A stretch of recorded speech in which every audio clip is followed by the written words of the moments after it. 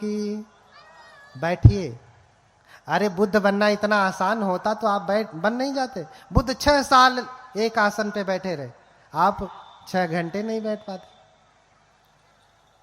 और परम भगवत्ता को कैसे प्राप्त करेंगे? हाँ, परम भगवत्ता को कैसे प्राप्त करेंगे? धर्म को कैसे प्राप्त करेंगे? मुक्ति कैसे प्राप्त करेंगे? इतना आसान थोड़ी नहीं है कि चलो भाई दाल चावल रख दिया और खा लिया। ऐसा नहीं, तब करना पड़ता है, तब करना पड़ता है।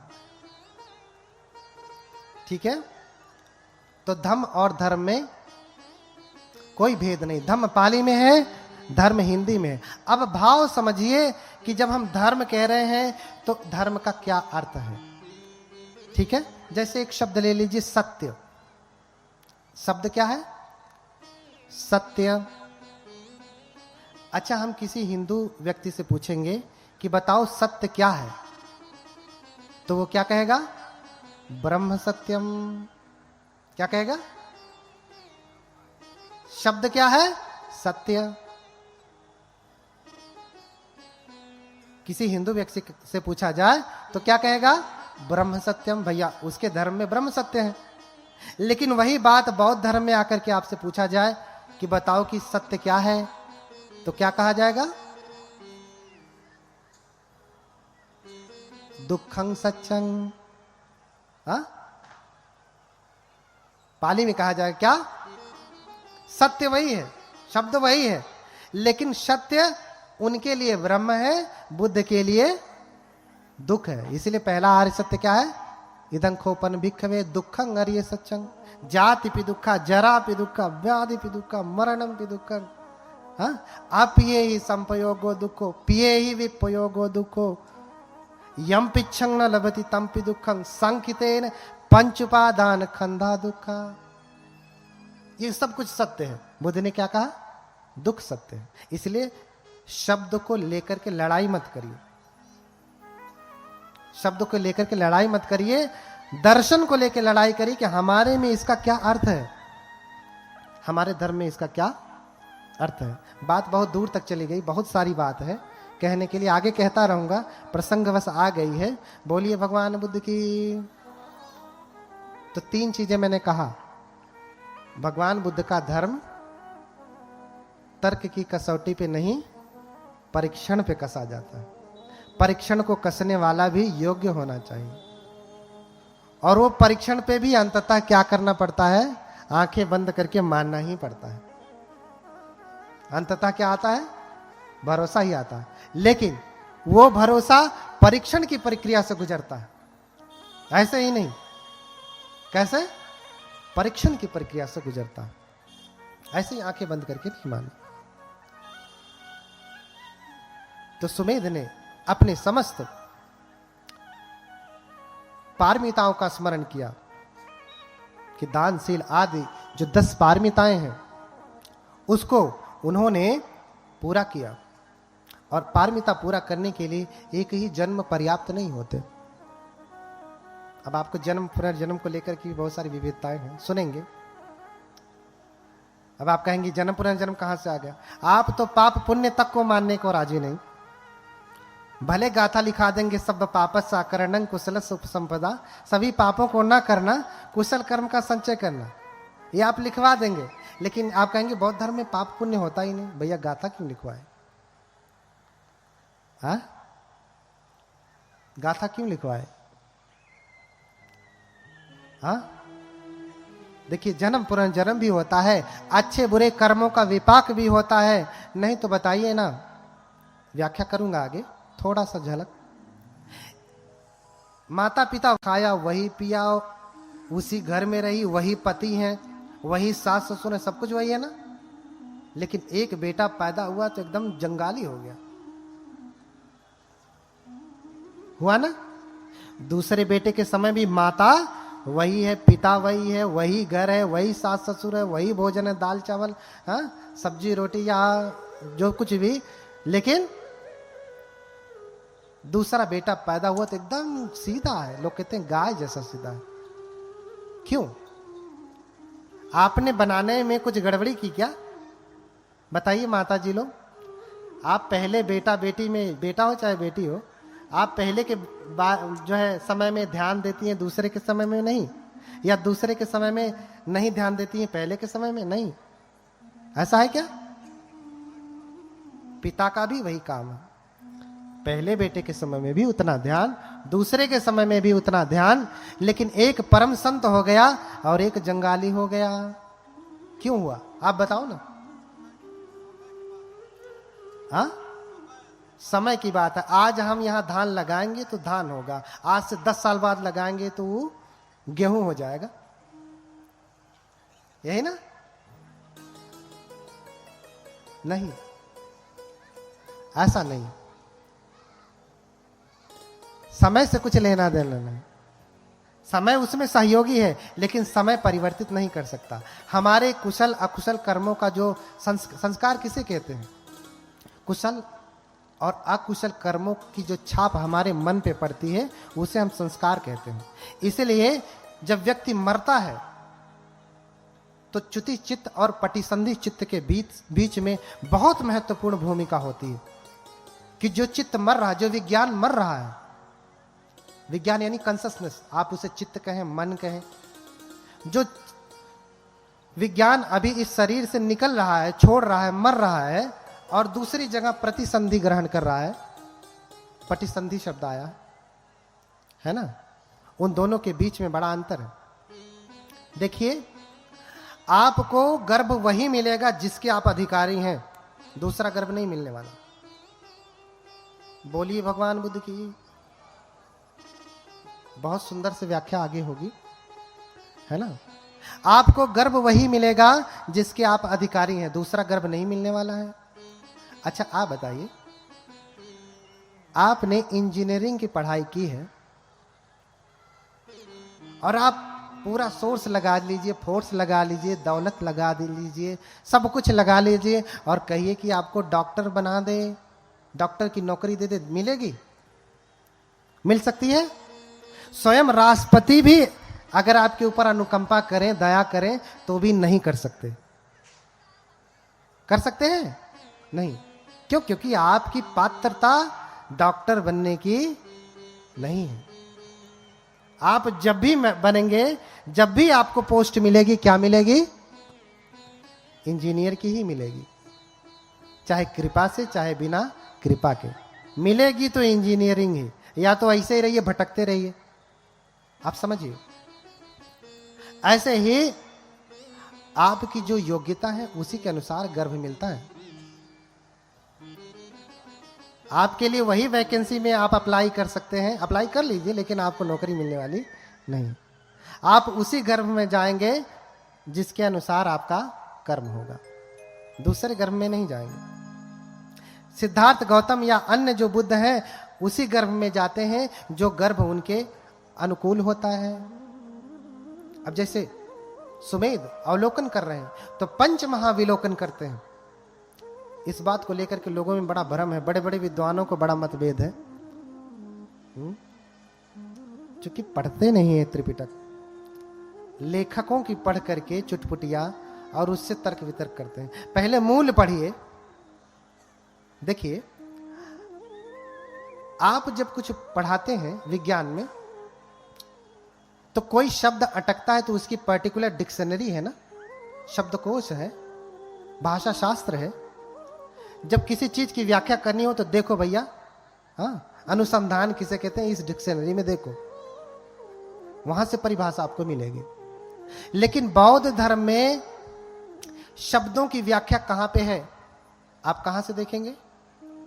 अब धर्म किसे कहते हैं, धम्म किसे कहते हैं, इसकी व्याख्या आप कहां देखेंगे?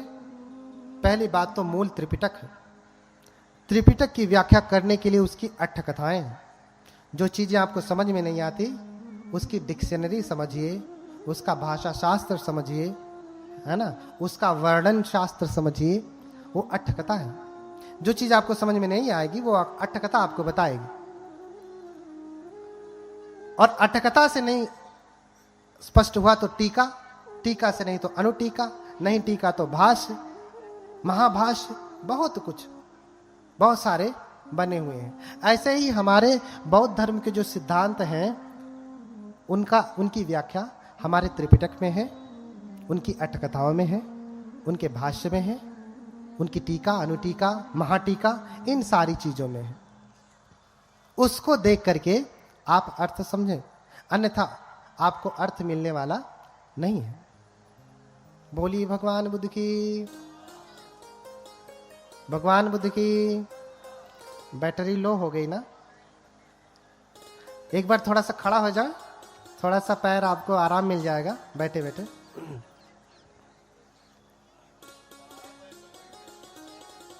अच्छा, पीछे से भागने के लिए नहीं कहा है, हाँ?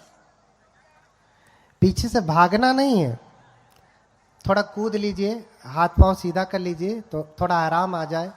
जिनके घुटनों में परेशानी होगी उनको थोड़ा आराम आ जाएगा। बोलिए भगवान बुद्ध की, भगवान बुद्ध की। मेरे साथ साथ दोहरा, करुणा गुणगं, करुणा गुणगं, पञ्ञापदीप, पय्यापदीप, जलितो जलन्तं, जलितो जलन्तं, वन्दामि बुद्धं, वन्दामि बुद्धं, भवपारतीर्णं, भवपारतीर्णं, वन्दामि बुद्धं, वन्दामि बुद्धं, भवपारतीर्णं, भवपारतीर्णं, वन्दामि बुद्धं, वन्दामि बुद्धं, भवपारतीर्णं, भवपारतीर्णं, तुवं बुद्धो, तुवं बुद्धो, तुवं सत्था, तुवं सत्था, तुवं मारा विभूमुनि, तुवं मारा विभूमुनि, तुवं अनुशयच्छेत्वा, तुवं अनुशयच्छत्वा, तीर्णो तारे सिमं पजं, तुन्नो तारे सिमं पजं, नमस्तु अभय ददा अनुत्तरा, नमस्तु अभयददाय अनुत्तराय, नमस्तु परहित सत्वबन्धवा, नमस्तु परहित सत्वबन्धवा, वन्दे नाथं, वन्दे नाथं, अतिकारुणिकं, अधिकारुणिकं, वन्दे बुद्धं, वन्दे बुद्धं, चतुरार्जितं, चतुरार्जितं, वन्दे देवं, वन्दे देवं, लक्खणपुण्यं, तिलक्षणपुण्यं, वन्दे देवं, वन्दे देवं, वरधर्मतनुं, वरधर्मतनुं, इमिना इमिना सक्कारेण,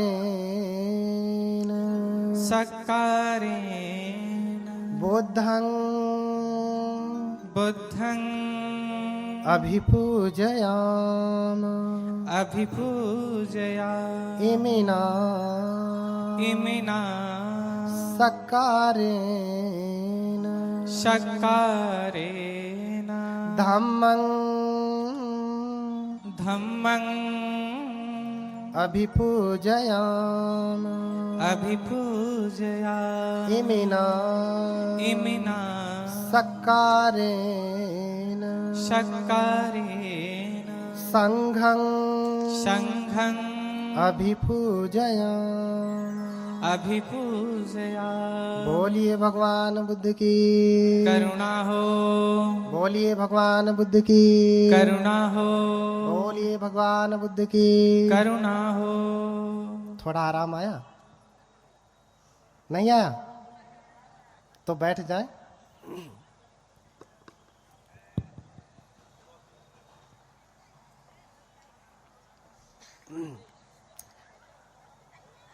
बैठिए बैठिए, भागिए नहीं।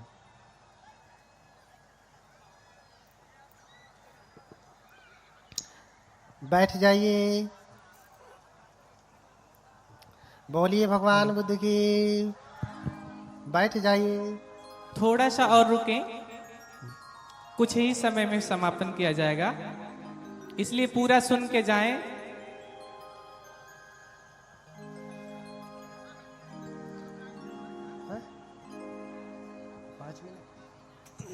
बस थोड़ा सा 5 मिनट, बस अभी आराम मिलेगा। हमारे बंते जी का निर्देश हुआ है 5 मिनट और।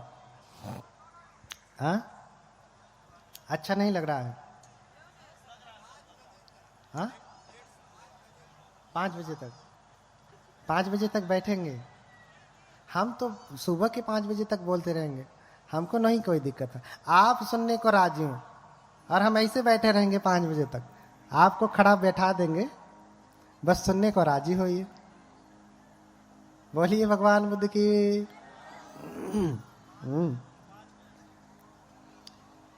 5 बज जाए तो बता देना।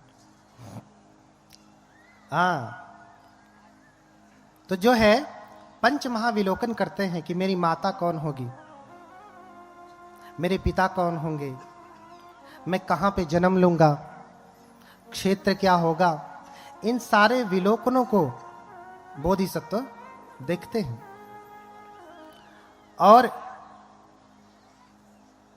इसे विलोकन कहा क्योंकि पहले ही देखते हैं। महाविलोकन कहा, बहुत पहले ही देखते हैं। और वर्णन मिलता है कि फिर सुमेध तपस्वी अपने शरीर को छोड़ देते हैं और फिर देवलोक में विराजमान रहते हैं उनकी चेतना, और फिर से वो शुद्धोधन के घर में जन्म लेते हैं। शुद्धोधन के घर में कपिलवस्तु के राजा हैं शुद्धोधन, उनके घर में जन्म लेते हैं। पहले तो सब कुछ देखते हैं, पिता अच्छे होने चाहिए, माता अच्छी होनी चाहिए, माँ का गर्भ अच्छा होना चाहिए। गर्भ का मतलब साफ सुथरा, ऐसा नहीं, कर्मों से बनाया हुआ पुण्य का शरीर होना चाहिए उसका, तभी कोई बोधिसत्व उसके गर्भ में जा सकता है, अन्यथा नहीं। किसी बुरे कर्म करने वाले व्यक्ति के घर में बुद्ध जन्म नहीं लेते, किसी हीन व्यक्ति के यहां बुद्ध जन्म नहीं लेते। क्यों? संत रैदास जो तो हीन कुल में जन्म लिए, कौन मान रहा है आज उनको? उनके जैसा संत आज तक कोई हुआ? लेकिन उनको कौन मान रहा है? बस उन्हीं के कुल गोत्र के लोग। लेकिन बुद्ध के संदर्भ में ऐसी बात नहीं। बाबा साहब को भी कौन मान रहा है? हृदय से उन्हीं के कुल गोत्र के लोग। अन्य लोग तो बस राजनीति है। क्यों? क्योंकि कुल का बहुत महत्व होता है। एक प्रभावी कुल में जन्म लेने से उसका प्रभाव होता है। ऊंचे भी सम्मान करते हैं और नीचे भी सम्मान करते हैं। इसलिए बुद्ध उस समय के क्षत्रिय कुल में खत्तीय संभव अग्ग कुलीनो देव नरान नमस्सित पादो। क्षत्रिय कुल में, खत्ती यानी क्षत्रिय, खत्ती अर्थात क्षत्रिय। तो उस समय का जो सबसे प्रतिष्ठित कुल था वो क्षत्रिय। उस समय ब्राह्मण कुल दूसरे नंबर पे था, क्षत्रिय प्रथम नंबर पे। उस कुल में जन्म लेते हैं। और शुद्धोधन क्या है? पिता हैं। हाँ? और महामाया माता है। उनके घर में जन्म लेते हैं। तो जन्म लेने की प्रक्रिया क्या है? शुद्धोधन और महामाया बड़े ही धार्मिक राजा हैं, बहुत ही धार्मिक राजा हैं, शीलों का पालन करने वाले हैं, कभी किसी का अहित करने वाले नहीं हैं, अधिक कर वसूलने वाले नहीं हैं, जनता की पीड़ा को अपनी पीड़ा समझने वाले हैं, किसी को भी कष्ट देने वाले नहीं। पूरी तरीके से वो शीलों का पालन करने वाले हैं, पंचशीलों का पालन करने वाले हैं। अब आप कहेंगे कि बुद्ध से पहले पंचशील कैसे जानते रहे? मैंने पहले ही व्याख्या कर दिया कि बुद्धों की परंपरा है। गौतम बुद्ध तो 28वें बुद्ध हैं। गौतम बुद्ध तो 28वें बुद्ध हैं। उनसे पहले भी 27 बुद्ध हुए हैं। ये बुद्धों की परंपरा। जिस दिन आप बुद्ध हो जाएंगे वो आप 29वें बुद्ध हो जाएंगे। अब ये नहीं कि वही बुद्ध पहली बार, दूसरी बार, तीसरी बार, नहीं, कोई भी व्यक्ति बुद्ध हो सकता है। जैसे कोई भी व्यक्ति प्रधानमंत्री हो सकता है। जरूरी नहीं कि वही बार बार हो, दूसरा होगा, तीसरा होगा, चौथा, जो प्रधानमंत्री के योग्य होगा, जो मुख्यमंत्री के योग्य होगा वो होगा। ऐसे ही देखिए माता गर्भ की तैयारी कर रही है। देखिए बच्चे को जन्म देने के लिए आज आपका बच्चा टेढ़ा मेढ़ा और जंगाली क्यों पैदा हो रहा है? क्यों?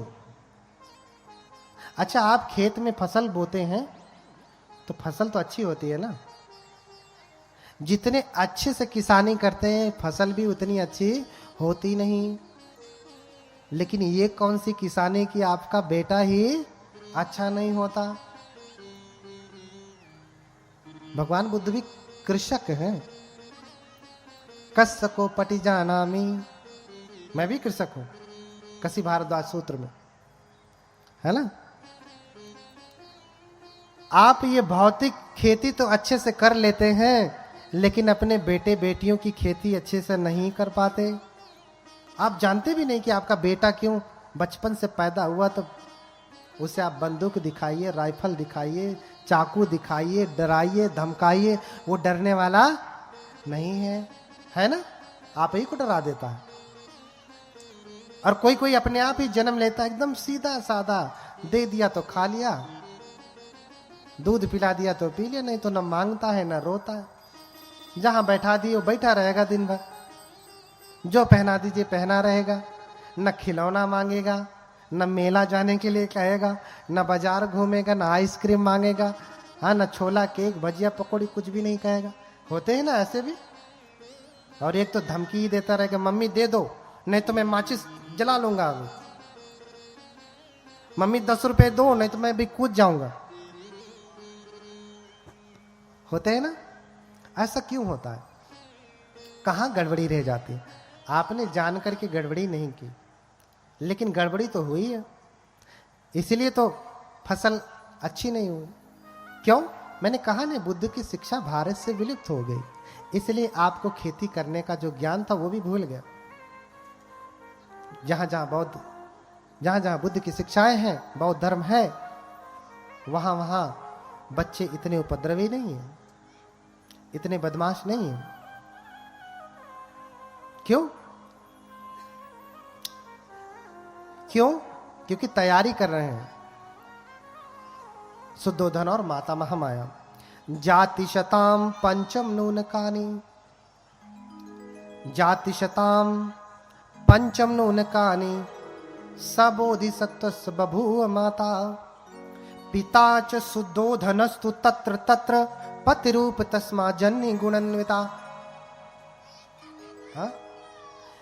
वही शुद्धोधन और वही माता महामाया होते हैं। क्यों? क्योंकि उन्होंने बुद्धों को जन्म दिया। आप भी अपने घर में, बुद्ध तो इतना कहते हैं कि आप अपने गर्भ से आईएएस पीसीएस भी पैदा कर सकते हैं। कैसे? यही तो विज्ञान बताना था, यही विज्ञान बताना है आपको। भगवान बुद्ध के बाद बौद्ध धर्म कई शाखाओं में बटा, फिर खत्म हुआ। इस समय वर्तमान में 4 दर्शन की शाखाएं हैं, जिसे वैभाषिक कहते हैं, दूसरा सौत्रांतिक कहते हैं, तीसरा माध्यमिक कहते हैं, माध्यमिक या शून्यवाद, चौथा जो है योगाचार्य विज्ञानवाद, उसका नाम ही है विज्ञानवाद। समझ रहे हैं ना क्या नाम है? उस बौद्ध धर्म की शाखा का नाम ही है विज्ञानवाद। और उसका धर्म ग्रंथ क्या है? वो बौद्ध धर्म ग्रंथ क्या है जानते? विज्ञानवाद का मुख्य धर्म ग्रंथ क्या है? विज्ञप्ति मात्रता सिद्धि प्रकरणम द्वयम। बोलिए। नाम नहीं उच्चारित कर सकते और वैज्ञानिक बनते फिरते हैं। बोलिए। विज्ञप्ति मात्रता सिद्धि प्रकरणम द्वयम। बोलिए।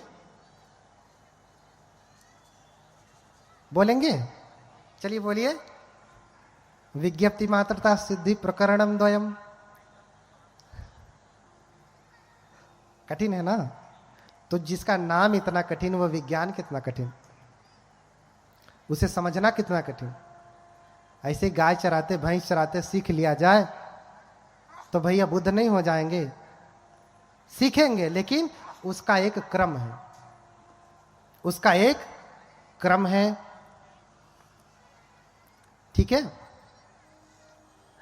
तो ये तैयारी कर रहे हैं। क्या क्या देखते हैं कि माता महामाया शीलवती हैं, सुदोधन भी शीलवती हैं, शीलवान है, और बहुत दिनों से उनकी कामना है कि कोई पुत्र होवे। बूढ़े होने को आए, अभी कोई बच्चा नहीं हुआ। जानते हैं, कहते हैं सब्र का फल मीठा होता है। कहावत सुना है ना? कब से ये सब्र का फल मीठा की कहावत शुरू हुई? हाँ, कब से हुई ये कहावत? कब से शुरू हुई?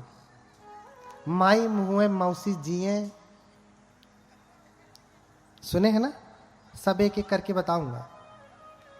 हाँ, पतली गली से निकलने, ये सब एक एक बताऊंगा, प्रसंग आएगा। हाँ, तो सब्र का फल मीठा। अभी समझे, इतने दिनों की कामना थी, संतान नहीं हो रही। जब कुछ अच्छा होने वाला होता है तो विलंब होता है। जब कुछ अच्छा होने वाला होता है तो विलंब होता है, और उस विलंब से जो घबरा गया तो अच्छा होने वाला नहीं है, नष्ट हो जाएगा, अच्छा नष्ट हो जाएगा। इसलिए धैर्य भी साथ में होना चाहिए। कहा धैर्य ही साधवो। अगर साधक है तो धैर्य तो रखना ही पड़ेगा। पैर तो दर्द करेगा, धैर्य रखना पड़ेगा, टूट थोड़ी ना जाएगा। हाँ, 6 घंटे में इसकी हिम्मत है कि टूट जाए, लेकिन धैर्य रख पाएंगे? नहीं। और धैर्य नहीं रखेंगे तो जितने घुमाएंगे उतना दर्द करेगा, आराम मिलने वाला नहीं है। हमारा सबसे बड़ा शत्रु कौन है? कौन है? ये हमारा शरीर है। कौन है सबसे बड़ा शत्रु? कौन है माता जी? कौन होई सबेर में उठ के गाड़ी देत हुई? हाँ, होगा कोई? शत्रु का नाम लेते ही सबके मन में चेहरा आ गया होगा उसका। ये है एक देखिला तो चुरुआ भर खून, ओकर जराला के तोहार किसका जलता है? तो फायदा किसका है? हाँ? आपका खून जला जला करके आपको दुबला पतला कर रहा है, बीमारी बढ़ा रहा है आपकी। जल्दी ही मर जाएंगे, फिर और राज करेगा। जो चाहता है करना सो कर लेगा। हाँ? हमारा सबसे बड़ा शत्रु कोई और नहीं, हमारा अपना शरीर है। अच्छा, काजू, मेवा, पिस्ता, हाँ, बादाम, किशमिश या विटामिन की गोली किसको खिलाया? सुबह उठते ही सबसे पहले किसका मुंह देखा? अपना। तुरंत जुल्फे संवारे, कंघी मारा, मुंह धोया। अच्छा, दाग आने लगे हैं, गड्ढा हो रहा है, बाल सफेद हो रहे हैं, रोज देखते हैं। लेकिन इसको देखने के बाद अनित्य भाव नहीं जगता कि मैं बूढ़ा हो रहा हूं भैया, अब तक मैंने क्या किया। अपितु ये सफेद हो रहा तो इसे काला कैसे करूं, ये सोचते हैं। जबकि ये जानते हैं कि आज तक कोई अपना बाल काला नहीं कर पाया। वो तो धोखा है, रंग दिया, काला थोड़ी ना हुआ। एक बार सफेद हुआ तो काला होने वाला नहीं। सबसे बड़ा शत्रु कौन? आपका शरीर। सारा काजू, मेवा, किशमिश सब कुछ खिलाया इसको, बढ़िया बढ़िया टॉनिक पिलाया, बढ़िया बढ़िया केक खिलाया, बढ़िया बढ़िया मिठाई। अभी दिवाली थी ना, जो लोग मनाए होंगे, हाँ, खोज रहे होंगे कैसे मनाएं, पटाखे फोड़ें। देखिए, पटाखे फोड़ने से कितने जीव जंतु, विशेष रूप से पक्षियों को बहुत नुकसान होता है, मर जाते हैं। ये दया नहीं है, ये करुणा नहीं है। इसलिए किसी भी बौद्ध देश में आप जाके देखिए, वहां पटाखे नहीं फोड़े जाते।